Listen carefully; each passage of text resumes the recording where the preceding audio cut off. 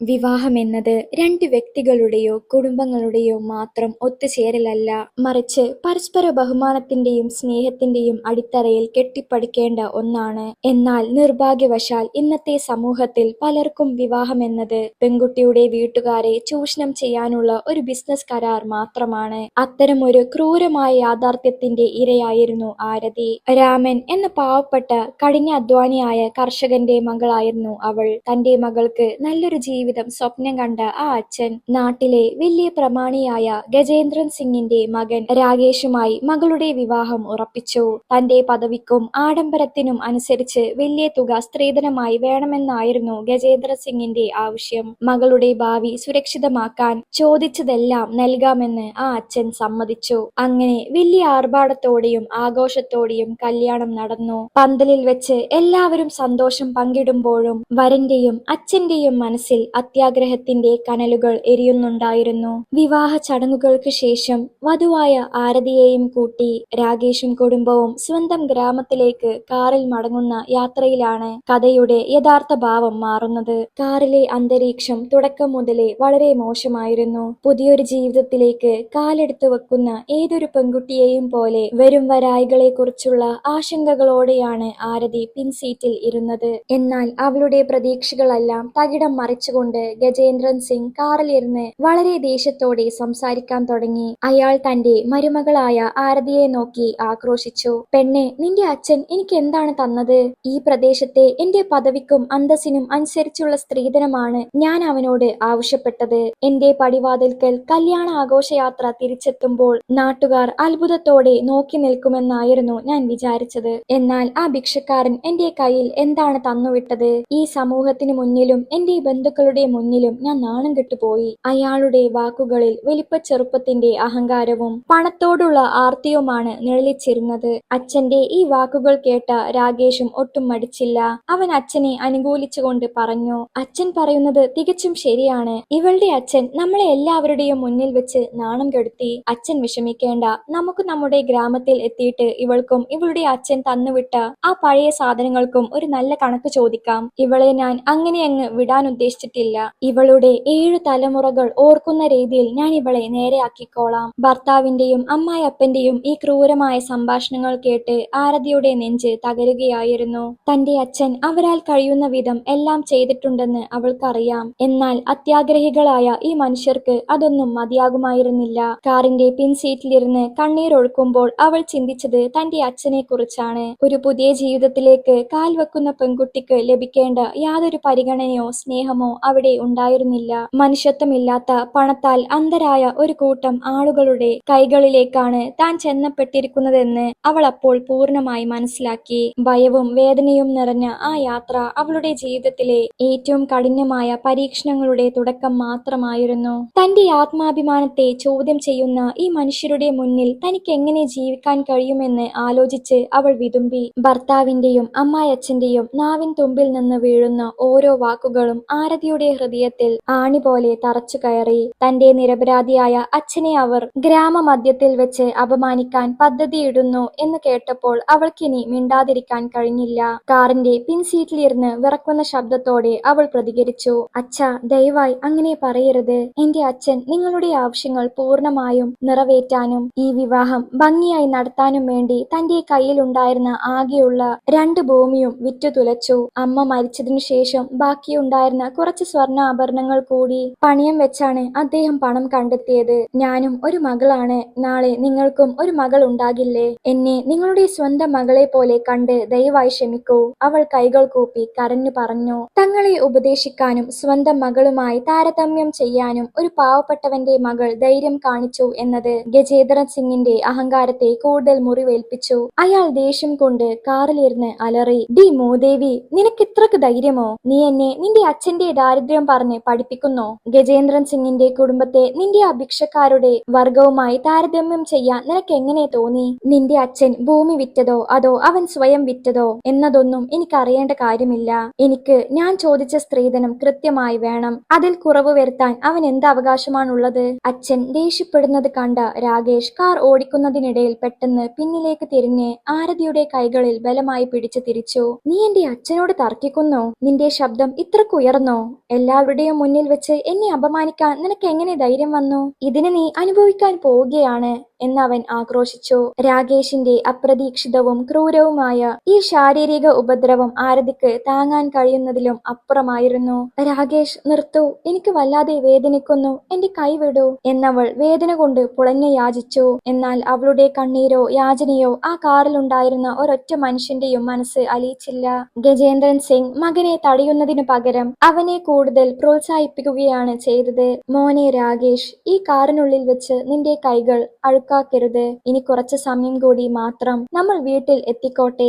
അവിടെ വെച്ച് ഇവൾക്കും ഇവളുടെ അച്ഛൻ തന്നുവിട്ട ആ പഴയ സാധനങ്ങൾക്കും നല്ല രീതിയിൽ മറുപടി നൽകാം. ഇവളുടെ യഥാർത്ഥ സ്ഥാനം എവിടെയാണെന്ന് ഇവൾക്ക് മനസ്സിലാക്കി കൊടുക്കണം. അയാൾ ക്രൂരമായി ചിരിച്ചുകൊണ്ട് പറഞ്ഞു. രാകേഷ് തന്റെ ഉള്ളിലെ യഥാർത്ഥ അത്യാഗ്രഹം വെളിപ്പെടുത്തിക്കൊണ്ട് വീണ്ടും പറഞ്ഞു. അച്ഛാ, ഞാൻ എന്റെ കൂട്ടുകാരുടെ ഇടയിൽ അന്തസ് കാണിക്കാൻ വേണ്ടിയാണ് ഒരു പുതിയ ബുള്ളറ്റ് മോട്ടോർ സൈക്കിൾ സ്ത്രീധനമായി ചോദിച്ചത്. എന്നാൽ ഇവളുടെ അച്ഛൻ എനിക്ക് തന്നത് എന്താണ്? ഒരു പഴയ സൈക്കിൾ. ഈ പാവപ്പെട്ട ഭിക്ഷക്കാർക്ക് അറിയില്ല നമ്മുടെ വീട്ടിലെ വേലക്കാരുടെ പദവി പോലും അവർക്കില്ലെന്ന്. ഇവളെ എന്റെ ഭാര്യയായിട്ടല്ല, ഈ വീട്ടിലെ വെറുമൊരു വേലക്കാരിയായിട്ടാണ് അവൾ ഇവിടെ ജീവിക്കാൻ പോകുന്നത്. പുതിയൊരു ജീവിതത്തെ കുറിച്ചുള്ള മനോഹരമായ സ്വപ്നങ്ങളുമായി പടിയിറങ്ങി വന്ന ഒരു പെൺകുട്ടിയുടെ ആത്മാഭിമാനത്തെയാണ് അവർ കാറിലിട്ട് ചവിട്ടി മെതിച്ചത്. ആ യാത്ര അവസാനിക്കുമ്പോഴേക്കും ആരതിയുടെ മനസ്സിലെ ഭയം മാറി. അവിടെ ഒരു വലിയ ശൂന്യതയും അകം പൊള്ളിക്കുന്ന വേദനയും മാത്രമാണ് അവശേഷിച്ചത്.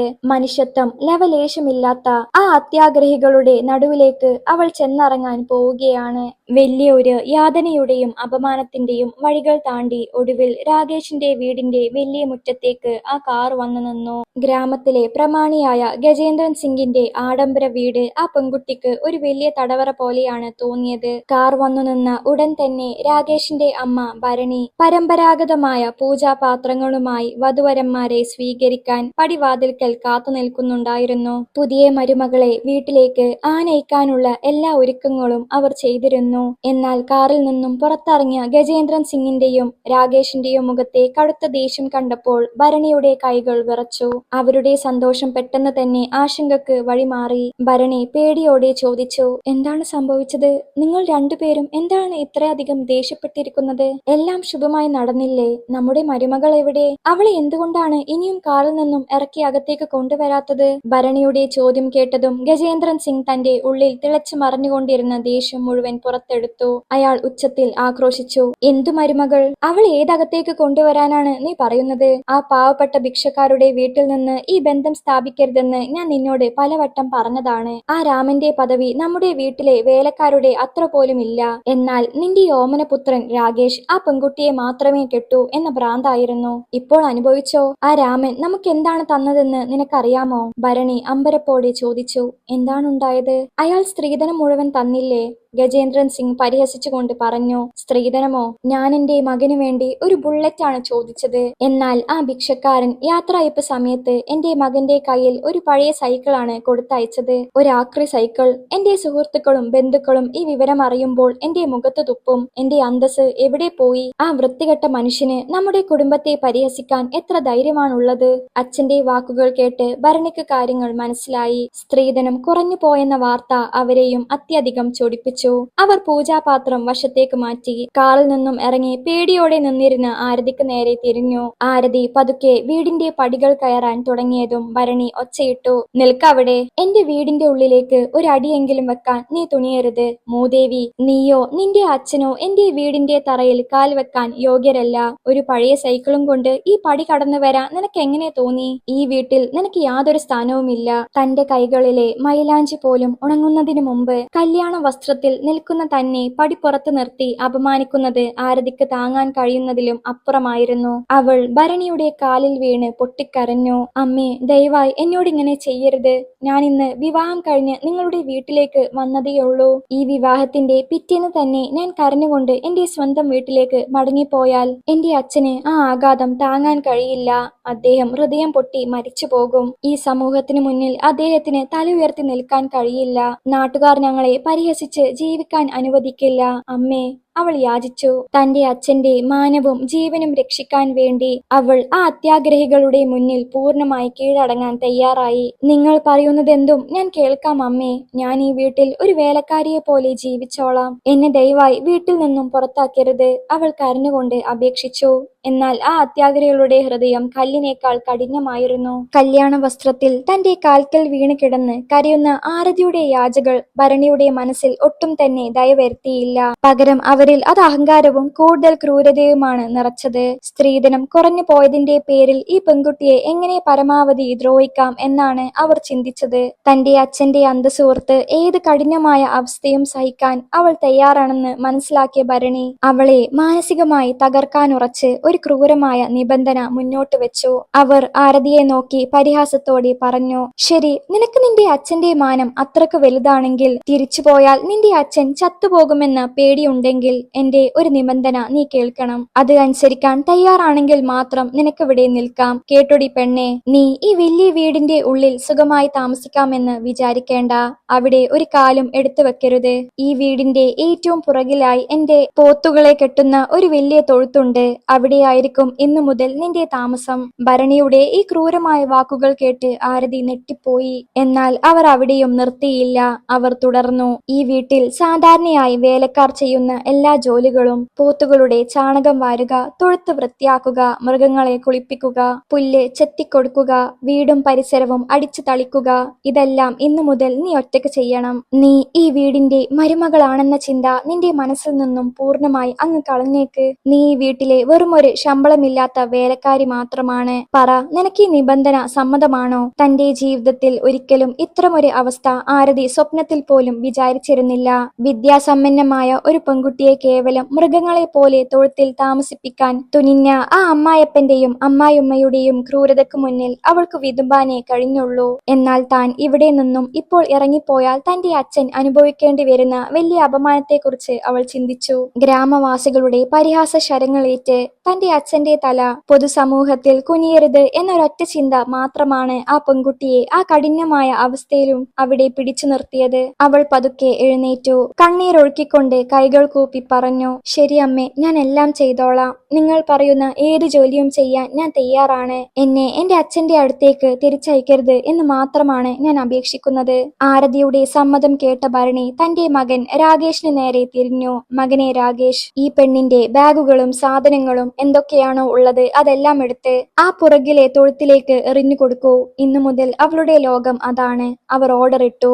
രാകേഷ് ഒട്ടും മടിയും ദാക്ഷിണ്യവും ഇല്ലാതെ ആരതിയുടെ വസ്ത്രങ്ങളും പുസ്തകങ്ങളും അടങ്ങിയ ബാഗുകൾ വലിച്ചെടുത്ത് തൊഴുത്തിന്റെ ചളി നിറഞ്ഞ തറയിലേക്ക് എറിഞ്ഞു. അവൻ പരിഹാസത്തോടെ ചിരിച്ചു. തന്റെ പുതിയ ജീവിതം മംഗളകരമായ ഒരു മുറിയിലല്ല, മറിച്ച് ചാണകമണവും ചളിയുമുള്ള ഒരു തൊഴുത്തിലാണ് ആരംഭിക്കേണ്ടതെന്നോർത്ത് ആരതിയുടെ ഹൃദയം പൊട്ടി. ഭർത്താവും കുടുംബവും അവളെ മൃഗങ്ങളെക്കാൾ കഷ്ടമായാണ് കണ്ടത്. എങ്കിലും തന്റെ അച്ഛന്റെ ജീവനാണ് അവൾക്ക് വലുത്. അശാന്തമായ രാത്രിയിൽ ചാണകത്തറയിലിരുന്ന് അവൾ തന്റെ വിധിയെ ഓർത്ത് വിതുമ്പിക്കരഞ്ഞു. തൊഴുത്തിലെ ചളി നിറഞ്ഞ അന്തരീക്ഷത്തിലും ചാണകമണത്തിലും ആരതിക്ക് ഒരു രാത്രി പോലും സമാധാനത്തോടെ കഴിയാൻ സാധിച്ചില്ല. കഠിനമായ മാനസിക വിഷമങ്ങളും യാത്രയുടെ ക്ഷീണവും കാരണം നേരം വെളുത്തത് അവൾ അറിഞ്ഞിരുന്നില്ല. എന്നാൽ സൂര്യൻ ഉദിച്ചുയർന്നപ്പോഴേക്കും രാകേഷിന്റെ അമ്മ ഭരണി ദേഷ്യത്തോടെ തൊഴുത്തിലേക്ക് നടന്നു വന്നു. കയ്യിൽ ഒരു വടിയുമായി വന്ന അവർ ഉറങ്ങിക്കിടന്നിരുന്ന ആരതിയെ നോക്കി അലറി വിളിച്ചു, ഹേയ് മഹാറാണി, നീ ഇവിടെ കിടന്നുറങ്ങാൻ വന്നതാണോ? സൂര്യൻ തലക്ക് മുകളിൽ എത്തിയിട്ടും ഈ രാജകുമാരി ഇവിടെ കിടന്ന് ഉറങ്ങുകയാണ്. ഞാൻ നിന്നോട് എന്താണ് പറഞ്ഞത്? എഴുന്നേറ്റ് പോയി ചാണകം വാര്. നിന്റെ അച്ഛൻ നിനക്ക് ഇത്ര പോലും വിവരവും ജോലിയും പഠിപ്പിച്ച് തന്നിട്ടില്ലേ? ഭരണിയുടെ ഉച്ചത്തിലുള്ള ആക്രോശം കേട്ടാണ് ആരതി ഞെട്ടി ഉണർന്നത്. അവൾ ഭയത്തോടെ കൈകൾ കൂപ്പി പറഞ്ഞു, അമ്മേ, എന്നോട് ക്ഷമിക്കൂ, ഞാൻ എല്ലാം ഇപ്പോൾ തന്നെ ചെയ്യാം. എന്നാൽ ഭരണി അവളെ സംസാരിക്കാൻ പോലും അനുവദിച്ചില്ല. നിന്നെയും കൊണ്ട് ഒന്നിനും കൊള്ളില്ല. നീ ഈ വീടിന് വലിയൊരു ശാപമാണ്, ഒരു കളങ്കമാണ്. സ്ത്രീധനവും കൊണ്ട് വന്നില്ല. ഈ വീട്ടിലെ ഒരു ജോലിയും ചെയ്യാൻ അറിയില്ല. നിന്നെ നിന്റെ അഭിക്ഷക്കാരനായ അച്ഛന്റെ അടുത്തേക്ക് തന്നെ തിരിച്ചയക്കുന്നതാണ് നല്ലത്, അവർ തീർത്തു പറഞ്ഞു. തുടർന്ന് അവർ ഉച്ചത്തിൽ മകനെ വിളിച്ചു. ഡാ രാകേഷ്, ഇങ്ങോട്ട് വാ. അമ്മയുടെ വിളി കേട്ട് രാകേഷ് ഓടി വന്നു. എന്താണ് അമ്മേ, രാവിലെ തന്നെ ഇങ്ങനെ ബഹളം വെക്കുന്നത്? ഭരണി മകനോട് കൽപ്പിച്ചു. നിന്റെ കാർ എടുക്ക്. ഈ മൂദേവിയെ ഇപ്പോൾ തന്നെ ഇവിടെ നിന്നും കൊണ്ടുപോയി അവളുടെ അച്ഛന്റെ മുഖത്തേക്ക് എറിഞ്ഞ് കൊടുക്ക്. ഇവൾ എന്റെ വീട്ടിൽ ഇനി ഒരു നിമിഷം പോലും നിൽക്കാൻ യോഗ്യമല്ല.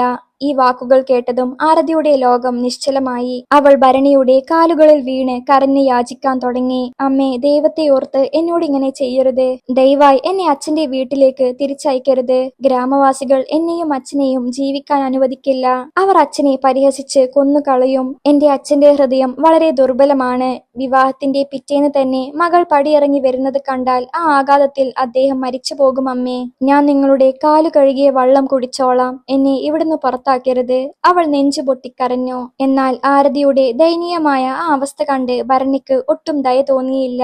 അവർ തന്റെ കാലുകൾ ബലമായി വലിച്ചൂരി. നിന്റെ അഴുക്കു കൈകൾ കൊണ്ട് എന്നെ തൊട്ടു പോകരുത് പിശാചേ, അവർ ആക്രോശിച്ചു. രാകേഷ് അവളുടെ കയ്യിൽ ബലമായി പിടിച്ച് എഴുന്നേൽപ്പിച്ചു.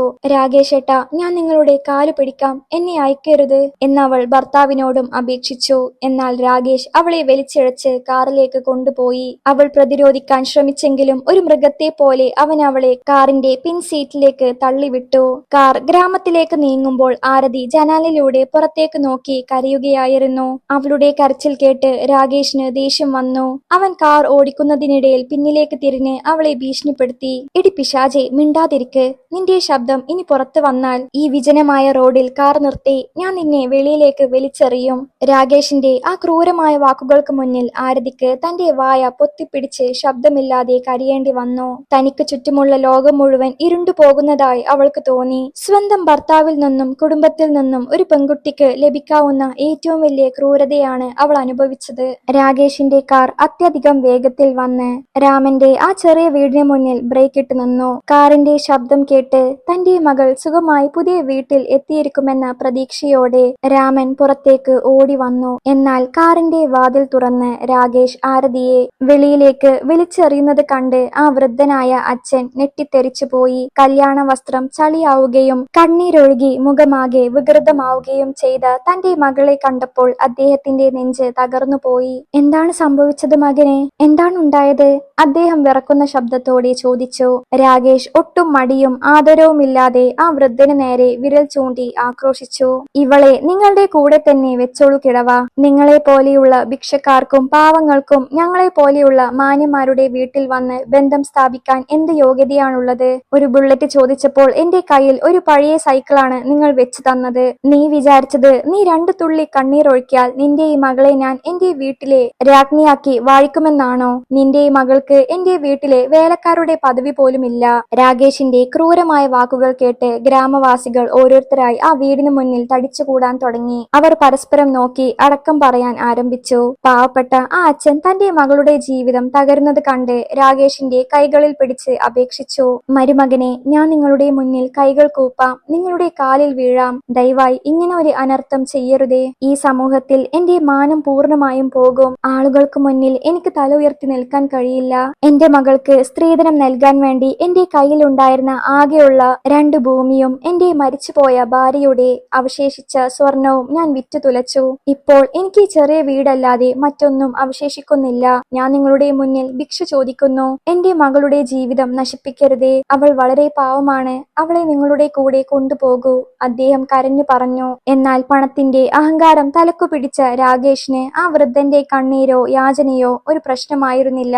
അവൻ അയാളെ ശക്തിയായി തള്ളി മാറ്റി. നിന്റെ ആ മാനവും കൊണ്ട് നീ പോയി ഏതെങ്കിലും കിണറ്റിൽ ചാടി ചാവ്. എനിക്ക് നിന്റെ ഒരു കാര്യവും അറിയേണ്ടതില്ല എന്ന് ആക്രോശിച്ചുകൊണ്ട് അവൻ കാറിലേക്ക് കയറി അത്യധികം വേഗത്തിൽ അവിടെ നിന്നും ഓടിച്ചു പോയി. രാകേഷ് പോയതിനു പിന്നാലെ ഗ്രാമവാസികൾ അവരെ പരിഹസിക്കാൻ തുടങ്ങി. കല്യാണം കഴിഞ്ഞ് പിറ്റേന്ന് തന്നെ മകൾ പടിയിറങ്ങി വരണമെങ്കിൽ ഇവളിൽ എന്തോ വലിയ കുഴപ്പമുണ്ടാകും. ഭർത്താവിന്റെ വീട്ടുകാർ വലിയ മാന്യന്മാരാണ്. അവർ വെറുതെ ഒന്നും ആരെയും പുറത്താക്കില്ല. രാമൻ മകളെ ഒരുപാട് പഠിപ്പിച്ച് തലയിൽ കയറ്റി വെച്ചതിന്റെ ഫലമാണിത്. ഇതിന്റെ പങ്ക് ഇനി ജീവിതകാലം മുഴുവൻ ഈ അച്ഛൻ ചുമക്കേണ്ടി വരും. ഇവളുടെ നിഴൽ പോലും ഒരു ശാപമാണ്, അവർ ക്രൂരമായി പറഞ്ഞുണ്ടാക്കി. തങ്ങളെ നോക്കി തമാശ പറയുന്ന നാട്ടുകാരുടെ മുന്നിൽ വെച്ച് ആരതി പതുക്കെ എഴുന്നേറ്റു. അവളുടെ കണ്ണുകളിൽ ഇപ്പോൾ ഭയമായിരുന്നില്ല, മറിച്ച് കനലുകൾ പോലെ തിളങ്ങുന്ന ഒരു പുതിയ ഭാവമായിരുന്നു. അവൾ മണ്ണിലിരുന്ന് കരയുകയായിരുന്ന തന്റെ അച്ഛന്റെ അരികിലേക്ക് ചെന്ന് അദ്ദേഹത്തിന്റെ കൈകളിൽ പിടിച്ച് എഴുന്നേൽപ്പിച്ചു. അദ്ദേഹത്തിന്റെ കണ്ണുനീർ തുടച്ചുകൊണ്ട് അവൾ ഉറച്ച ശബ്ദത്തിൽ പറഞ്ഞു. അച്ഛാ, നിങ്ങൾ എഴുന്നേൽക്കൂ. നിങ്ങളുടെ ഈ കണ്ണീർ തുടക്കൂ.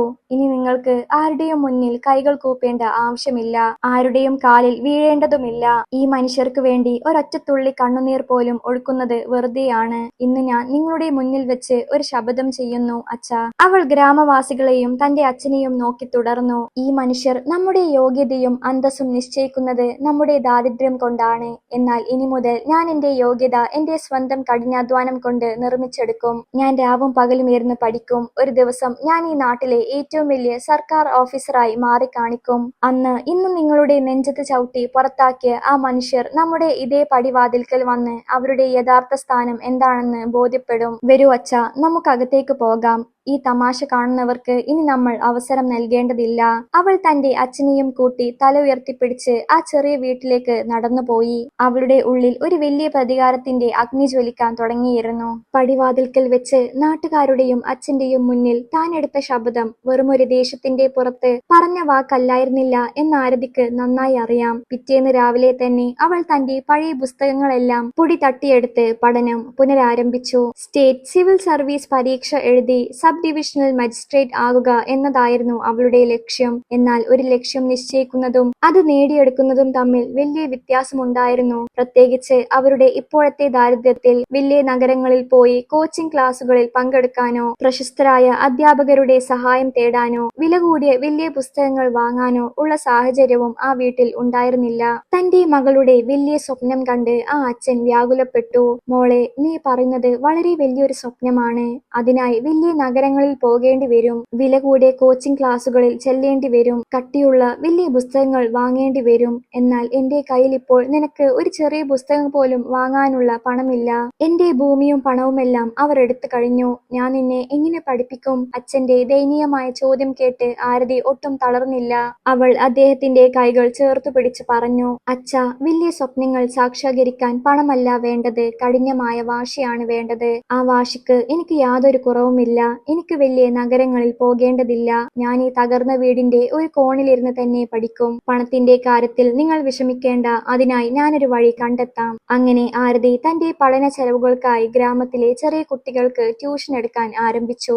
1-ാം ക്ലാസ് മുതൽ 10-ാം ക്ലാസ് വരെയുള്ള കുട്ടികളെ അവൾ ആ ചെറിയ മുറ്റത്തിരുത്തി പഠിപ്പിച്ചു. അതിൽ നിന്നും ലഭിക്കുന്ന ചെറിയ തുക കൊണ്ട് അവൾ പഠനത്തിന് ആവശ്യമായ കുറഞ്ഞ പുസ്തകങ്ങളും ഇന്റർനെറ്റ് ഡാറ്റയും കണ്ടെത്തി. അതേസമയം ആരതിയുടെ അച്ഛനായ രാമൻ തന്റെ 60-ാം വയസ്സിലും മകൾക്ക് വേണ്ടി കഠിനമായ ജോലികൾ ചെയ്യാൻ തയ്യാറായി. ഗ്രാമത്തിലെ പ്രമാണിയായ ഠാക്കൂർ സാഹിബിന്റെ പാടങ്ങളിൽ ഗോതമ്പ് കൊയ്യുന്ന കൂലിപ്പണിക്കായി അദ്ദേഹം പോകാൻ തുടങ്ങി. താനൊരു കാലത്ത് ഒരു സ്വതന്ത്ര കർഷകനായി നടന്നിരുന്ന അതേ പാടങ്ങളിൽ ഇന്ന് ഒരു സാധാരണ ദിവസക്കൂലിക്കാരനായി തലകുനിച്ച് പണിയെടുക്കേണ്ടി വരുന്നത് ആ വൃദ്ധന് വല്ലാതെ വേദനയുണ്ടാക്കി. മകൾ അത് കണ്ട് വിഷമിച്ചപ്പോൾ അദ്ദേഹം പറഞ്ഞു, മോളെ, സ്വന്തമായി മണ്ണില്ലാതാകുമ്പോൾ പിന്നെ കർഷകനെന്ന് പറയുന്നതിൽ അർത്ഥമില്ല.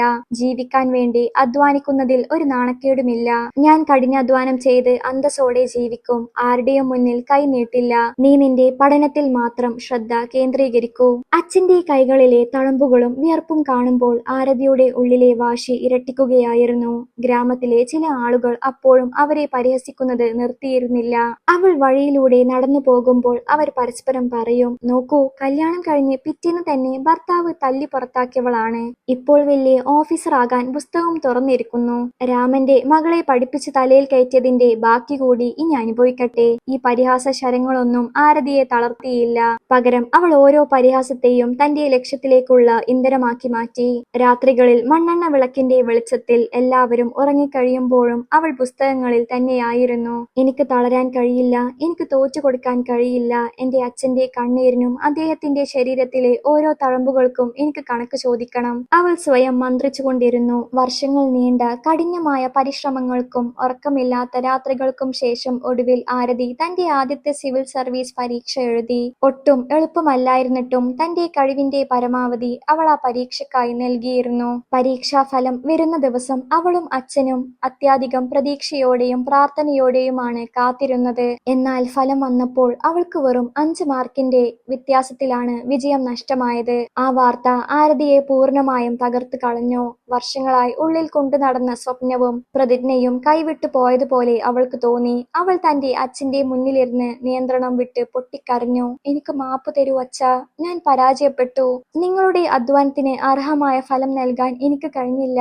നിങ്ങളുടെ കൈകളിലെ തഴമ്പുകൾ മാറ്റാൻ എനിക്ക് സാധിച്ചില്ലല്ലോ," അവൾ വിതുമ്പിക്കൊണ്ട് പറഞ്ഞു. മകളുടെ കണ്ണീരും നിരാശയും കണ്ട് ആ വൃദ്ധനായ അച്ഛൻ ഒട്ടും തളർന്നില്ല.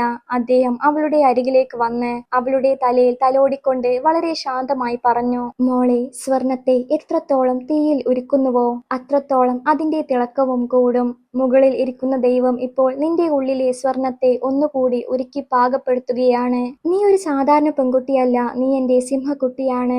ഈ 5 മാർക്കിന്റെ കുറവ് നിന്റെ പരാജയമല്ല, മറിച്ച് നിന്റെ ഉള്ളിലെ വാശിയും കോപവുമായി മാറണം. നീ ഒരിക്കൽ കൂടി ശ്രമിക്കണം." അദ്ദേഹം അവളുടെ കൈകൾ പിടിച്ച് എഴുന്നേൽപ്പിച്ചുകൊണ്ട് തുടർന്നു, "നീ കരഞ്ഞാൽ ഞാൻ പൂർണ്ണമായും തകർന്നു പോകും മോളെ. നിന്റെ പഠന ചെലവുകൾക്കായി നാളെ മുതൽ ഞാൻ 2 ഷിഫ്റ്റുകളിൽ കൂലിപ്പണി ചെയ്യാം. എന്റെ ചോര നീരാക്കിയാണെങ്കിലും എന്റെ ഉള്ളിൽ ജീവനുള്ളതുവരെ നിന്നെ ഞാൻ പിന്തിരിയാൻ അനുവദിക്കില്ല. നീ എഴുന്നേറ്റ് പോരാട്." അച്ഛന്റെ ആ വാക്കുകൾ ആരതിയുടെ ഉള്ളിൽ കെട്ടുപോയ കനലുകളെ വീണ്ടും ജ്വലിപ്പിച്ചു.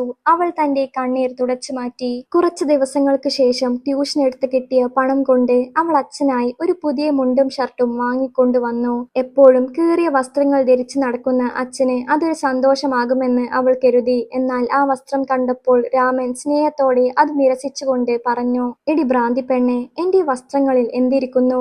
നീ എന്ന് നീല വെളിച്ചമുള്ള ആ സർക്കാർ വണ്ടിയിലിരുന്ന് ഈ പാവപ്പെട്ടവന്റെ മുറ്റത്തേക്ക് വരുന്നുവോ? അന്ന് എന്റെ കീറിപ്പറഞ്ഞ ഷർട്ടും മുണ്ടും എനിക്ക് പട്ടുതുണിയേക്കാൾ വിലപ്പെട്ടതായി തോന്നും. നീ ആ പണം കൊണ്ട് നിനക്ക് ആവശ്യമുള്ള പുസ്തകങ്ങൾ വാങ്ങൂ." അച്ഛന്റെ ആ വലിയ വിശ്വാസവും ത്യാഗവും ആരതിക്ക് പുതിയൊരു ജീവൻ നൽകി. പരാജയത്തിന്റെ അഗാധത്തിൽ നിന്നും ഇരട്ടി ശക്തിയോടെ അവൾ തന്റെ ലക്ഷ്യത്തിലേക്ക് വീണ്ടും നടക്കാൻ തുടങ്ങി. 2ാം ശ്രമത്തിൽ അവൾ ഉന്നത മാർക്കോടെ തന്നെ വിജയിച്ചു. ഒടുവിൽ സിവിൽ സർവീസിന്റെ ഏറ്റവും നിർണായകമായ ഘട്ടമായ പേഴ്സണൽ ഇന്റർവ്യൂ ബോർഡിന് മുന്നിൽ അവൾ എത്തിപ്പെട്ടു. ലളിതമായ കോട്ടൺ സാരി ധരിച്ച് ആത്മവിശ്വാസത്തോടെ ഇരിക്കുന്ന ആരതിയുടെ മുഖത്ത് താൻ കടന്നു വന്ന കനൽ വഴികളുടെ ഗാംഭീര്യമുണ്ടായിരുന്നു. ഇന്റർവ്യൂ ബോർഡിലെ ഒരു ഉയർന്ന ഉദ്യോഗസ്ഥൻ അവളുടെ ബയോഡാറ്റ നോക്കിക്കൊണ്ട് വളരെ തന്ത്രപരമായ ഒരു ചോദ്യം ചോദിച്ചു, "ആരതി, നിങ്ങളുടെ പശ്ചാത്തലം തികച്ചും ഒരു ഗ്രാമീണ മേഖലയിൽ നിന്നുള്ളതാണ്. വളരെ കഠിനമായ ദാരിദ്ര്യത്തിലൂടെയാണ് നിങ്ങൾ കടന്നു വന്നതെന്ന് മനസ്സിലാകുന്നു.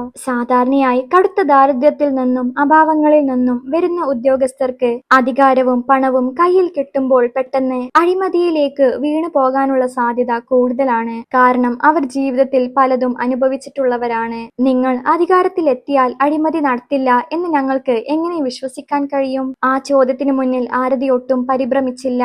അവൾ വളരെ ശാന്തവും എന്നാൽ ദൃഢവുമായ ശബ്ദത്തിൽ മറുപടി നൽകി, "സർ, ദാരിദ്ര്യത്തിന്റെ പേരിൽ തന്റെ ആത്മാഭിമാനം മറ്റുള്ളവർക്ക് മുന്നിൽ വിറ്റ ഒരു വ്യക്തിയാണ് അധികാരത്തിലെത്തുന്നതെങ്കിൽ അവർ ഒരു പക്ഷേ അഴിമതി നടത്തിയേക്കാം. എന്നാൽ തന്റെ ദാരിദ്ര്യത്തെയും കഷ്ടപ്പാടുകളെയും സ്വന്തം ശക്തിയാക്കി മാറ്റി അതിനെ പോരാടി തോൽപ്പിച്ച ഒരു വ്യക്തിക്ക് നന്നായി അറിയാം, അന്തസ്സും ബഹുമാനവും എന്നത് ബാങ്ക് അക്കൗണ്ടിലെ പണം കൊണ്ടല്ല, മറിച്ച് സ്വന്തം സ്വഭാവശുദ്ധി കൊണ്ടാണ് ഉണ്ടാകുന്നതെന്ന്. എന്റെ അച്ഛൻ പട്ടിണി കിടന്നിട്ടുണ്ടെങ്കിലും ചോര നീരാക്കി സത്യസന്ധമായാണ് എന്നെ വളർത്തിയത്."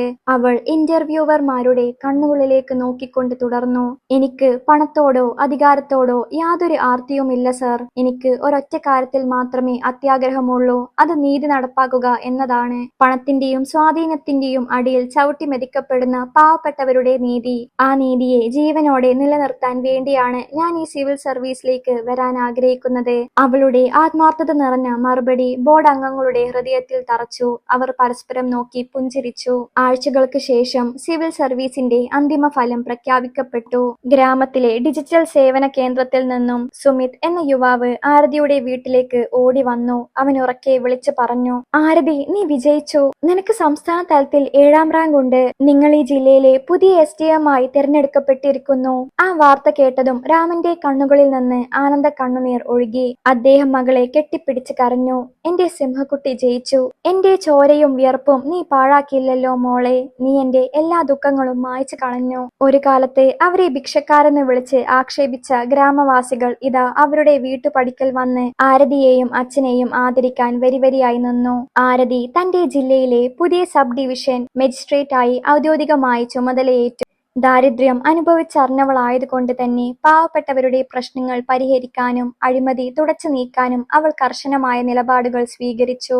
ഒരു ദിവസം ഹൈവക്ക് സമീപമുള്ള സർക്കാർ ഭൂമി ചില പ്രാദേശിക ഭൂമി മാഫിയകൾ നിയമവിരുദ്ധമായി കൈയേറിയതായും അത് തടയാൻ ചെന്ന റവന്യൂ ഉദ്യോഗസ്ഥനെ ക്രൂരമായി മർദ്ദിച്ചതായും ഉള്ള ഒരു ഗുരുതരമായ ഫയൽ അവളുടെ മുന്നിലെത്തി. പ്രതികൾ രാഷ്ട്രീയ സ്വാധീനമുള്ളവരാണെന്ന് പോലീസ് അറിയിച്ചെങ്കിലും നിയമത്തിനു മുന്നിൽ ആരും വലുതല്ലെന്ന് വ്യക്തമാക്കിയ ആരതി അവരെ ഉടൻ തന്നെ അറസ്റ്റ് ചെയ്യാൻ ഉത്തരവിട്ടു. അല്പസമയത്തിനകം പോലീസ് 2 പ്രതികളെ വിലങ്ങണിയിച്ച് മജിസ്ട്രേറ്റിന്റെ ചേംബറിൽ ഹാജരാക്കി. തല ഉയർത്തി കസേരയിലിരുന്ന ഓഫീസറുടെ മുഖത്തേക്ക് നോക്കിയ ആ പ്രതികൾ ഞെട്ടിത്തെറിച്ചുപോയി. അവരാകെ ഭയന്നു വിറച്ചു. ആ പ്രതികൾ മറ്റാരുമായിരുന്നില്ല, സ്ത്രീധനം കുറഞ്ഞു പോയതിന്റെ പേരിൽ ആരതിയെ ക്രൂരമായി പീഡിപ്പിച്ച് തൊഴുത്തിലടക്കുകയും അവളുടെ അച്ഛനെ ചവിട്ടി പുറത്താക്കുകയും ചെയ്ത മുൻ ഭർത്താവ് രാകേഷും അമ്മായപ്പൻ ഗജേന്ദ്രൻ സിംഗുമായിരുന്നു. ആരതി, മരുമകളെ, നീ കസേരയിലോ? ഗജേന്ദ്രൻ സിംഗ് വിറക്കുന്ന ശബ്ദത്തോടെ ചോദിച്ചു. എന്നാൽ ആരതി അത്യധികം ഗാംഭീര്യത്തോടെയും ഗൗരവത്തോടെയും മറുപടി നൽകി. ഞാൻ നിങ്ങളുടെ മരുമകളോ പഴയ ആരതിയോ അല്ല. ഞാൻ ഈ ജില്ലയിലെ സബ് ഡിവിഷൻ മജിസ്ട്രേറ്റ് ആണ്. ഈ കോടതിയിൽ നിൽക്കുമ്പോൾ എന്നെ മാഡം എന്ന് അഭിസംബോധനം ചെയ്യണം. തങ്ങളുടെ അധികാരം ഇവിടെ നടക്കില്ലെന്ന് മനസ്സിലാക്കിയ രാകേഷും അച്ഛനും അവരുടെ മുന്നിൽ കൈകൾ കൂപ്പി മാപ്പപേക്ഷിക്കാൻ തുടങ്ങി. ഞങ്ങളോട് ക്ഷമിക്കണം മാഡം, ഞങ്ങൾക്ക് വലിയ തെറ്റ് പറ്റിപ്പോയി. ഞങ്ങൾ ആ ഭൂമി ഇപ്പോൾ തന്നെ ഒഴിഞ്ഞു തരാം. ഞങ്ങളെ ജയിലിലേക്ക് അയക്കരുത് എന്നവർ യാചിച്ചു. അവരുടെ യാചന കേട്ടപ്പോൾ ആരതിയുടെ മനസ്സിലേക്ക് വർഷങ്ങൾക്ക് മുമ്പ് തന്റെ വൃദ്ധനായ അച്ഛൻ അവരുടെ കാലിൽ വീണ് കരഞ്ഞ ആ പഴയ രംഗം കടന്നു വന്നു. അവൾ കസേരയിൽ നിന്നെഴുന്നേറ്റ് അവരെ നോക്കി ഉറച്ച ശബ്ദത്തിൽ പറഞ്ഞു, അന്നെന്റെ അച്ഛൻ നിങ്ങളുടെ കാലിൽ വീണ് അപേക്ഷിച്ചപ്പോൾ ഞാനൊരു പെൺകുട്ടിയാണെന്ന കാര്യം നിങ്ങൾ ഓർത്തില്ല. ഒരു സാധാരണ സൈക്കിളിന്റെ പേരിൽ എന്റെ അച്ഛന്റെ നെഞ്ചത്ത് നിങ്ങൾ ചവിട്ടി. പാവപ്പെട്ടവർ നിങ്ങളുടെ വീട്ടിലെ വേലക്കാരേക്കാൾ താഴെയാണെന്ന് നിങ്ങൾ അഹങ്കരിച്ചു. ഇന്ന് നോക്ക്, നിങ്ങളുടെ ആ പണത്തിന്റെ അഹങ്കാരം എവിടെ പോയി? ഇന്ന് എയർ കണ്ടീഷണർ മുറിയിൽ നിങ്ങൾ വെറും കുറ്റവാളികൾ മാത്രമാണ്. സർക്കാർ ഭൂമി കൈയേറിയതിനും പൊതുജന സേവകനെ ആക്രമിച്ചതിനും ജാമ്യമില്ല വകുപ്പുകൾ പ്രകാരം അവൾ അവർക്കെതിരെ കർശനമായ നിയമ നടപടികൾ സ്വീകരിക്കുകയും അവരെ നേരിട്ട് ജയിലിലേക്ക് അയക്കാൻ പോലീസിന് ഉത്തരവ് നൽകുകയും ചെയ്തു. തന്നെയും തന്റെ അച്ഛനെയും ക്രൂരമായി അപമാനിച്ചവർക്ക് നിയമത്തിന്റെ വഴിയിലൂടെ തന്നെ അവൾ അർഹമായ ശിക്ഷ വാങ്ങിക്കൊടുത്തു. കാലം ആരതിക്കും അവളുടെ അച്ഛനും കാത്തുവെച്ച ഏറ്റവും വലിയ നീതിയായിരുന്നു അത്.